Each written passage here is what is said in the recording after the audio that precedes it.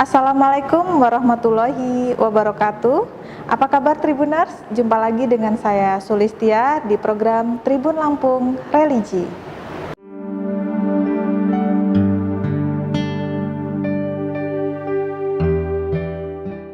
Kita akan membahas tema mengenai pengucapan Subhanallah. Di sini sudah ada narasumber kita, Ustadz Muhammad Solihin. Ya, apa kabar ini, Tat? Alhamdulillah. Ya, Ustadz Ahmad Solihin ini selaku Ketua Pusat Pengkajian Studi Islam Universitas Muhammadiyah Lampung. Di sini kita akan membahas terkait tema kita, Tat, pengucapan Subhanallah. Kan terdapat perbedaan di masyarakat mengenai kapan mengucapkan Subhanallah, karena kadang tertukar dengan Masya Allah nih, Tat, ketika kita misal melihat sesuatu gitu. Sebenarnya secara harfiah atau secara makna gimana nih, Tat? Ya, baik.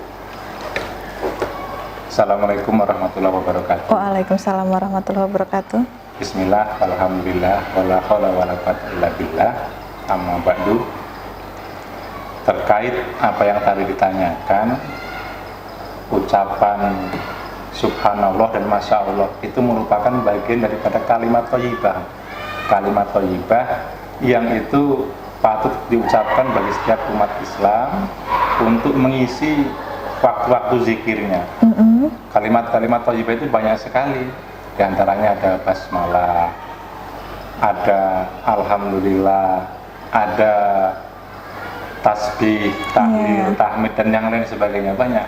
Nah, umat Islam itu ketika menemukan sesuatu itu hendaknya senantiasa selalu membaca kalimat-kalimat thayyibah supaya terbiasa muncul dari bibirnya. Nah, itu pun masing-masing sudah ada penempatannya kapan harus mengucapkannya.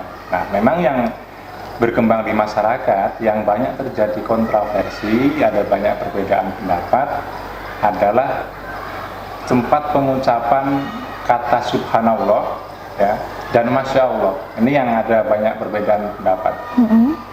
Kalau yang lazim di masyarakat itu, kita mengucapkan Subhanallah itu ketika kita melihat sesuatu yang mengagumkan bagi kita, gitu kan.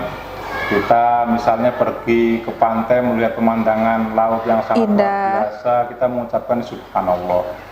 Kita melihat ada gunung yang sangat indah sekali, kita mengucapkan Subhanallah. Kemudian kebalikannya, kalau kita melihat sesuatu yang mengagetkan kita, itu kadang kita mengucapkan Masya Allah, kan begitu kan, malah kadang innalillah, kan begitu kan. Benar sekali, Tat. Ada orang kecelakaan tadi misalnya kan, kita Subhanallah.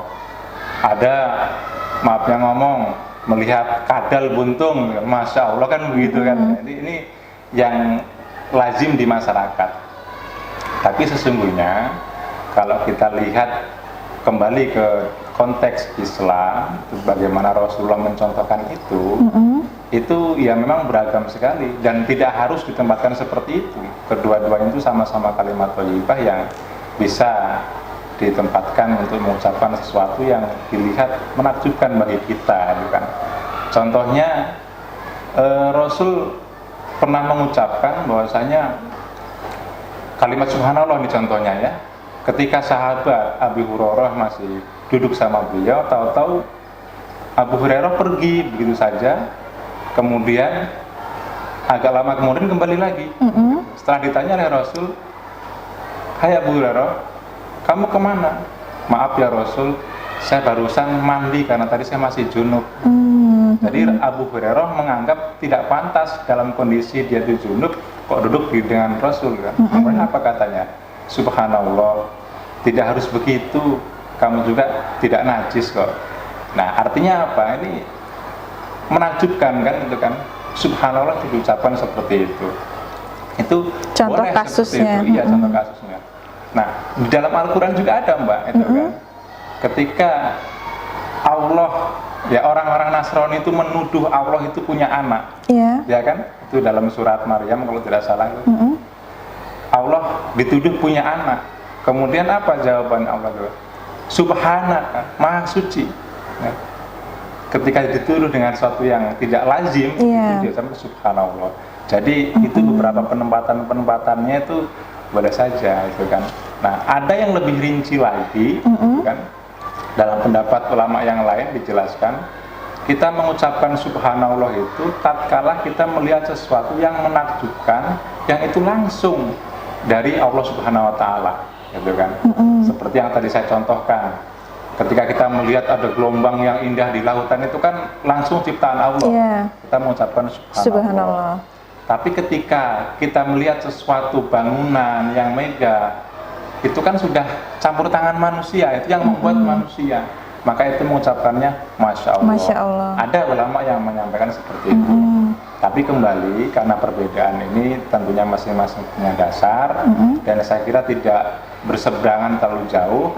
Pada prinsipnya ini boleh dilakukan yang mana saja, tidak masalah. Terlebih jika menilik dari arti bahasanya sendiri ya, Tat. Iya, betul. Itu Terkait perbedaan antara subhanallah dan masya Allah itu masih sama-sama kalimat thayyibah yang isinya adalah mengagungkan keesaan Allah, gitu kan. Itu masih bisa dilaksanakan dua-duanya, saya kira itu. Siap. Jadi kalau untuk di masyarakat sendiri ketika misal melihat sesuatu yang menakjubkan, mengucap Masya Allah atau Subhanallah sebenarnya tidak masalah? Tidak masalah. Baik, Ustaz. Daripada mengucapkan yang nggak karu-karuan, amit-amit jabang bayi kan gitu iya. misalnya. Kan banyak Terkadang ada masyarakat juga. seperti itu kan, melihat sesuatu yang aneh, amit-amit. Nah ini kan latah yang tidak bagus, tapi alangkah baiknya kalau ini diganti subhanallah, masya Allah, itu kan mengagungkan Allah gitu kan. Itu seperti itu. Terima kasih nih Ustadz Solihin terkait penjelasannya mengenai kapan sebenarnya waktu yang baik untuk kita mengucap lafaz subhanallah maupun masya Allah. Semoga bermanfaat bagi pemirsa sekalian. Sampai jumpa dan wassalamualaikum warahmatullahi wabarakatuh. Waalaikumsalam warahmatullahi wabarakatuh. Demikian bincang-bincang kita di Tribun Lampung Religi. Sampai jumpa di lain kesempatan dan jangan lupa untuk subscribe channel kita di bawah ini. Terima kasih. Wassalamualaikum warahmatullahi wabarakatuh.